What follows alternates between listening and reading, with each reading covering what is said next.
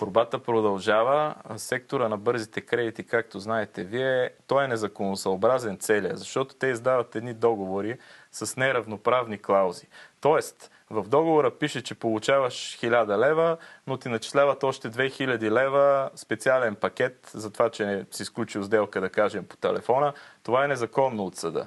Начисляват ти още 2000 лева неустойка, ако не платиш. И когато човек получи затруднение, първо, че с 1000 вече дължи 3 още от подписването, после като му сложите още 2000 лева неустойка, той дължи 5000 лева.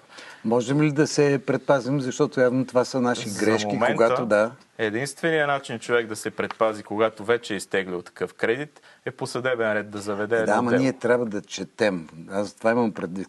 Дори да го прочитат хората, които са в безизходица и нямат пари, това е единственият им вариант. Те ги натискат, това е рекет. Те им дават договор и казват, ако искаш, ако не, няма да си платиш тока и ще стоиш на студен.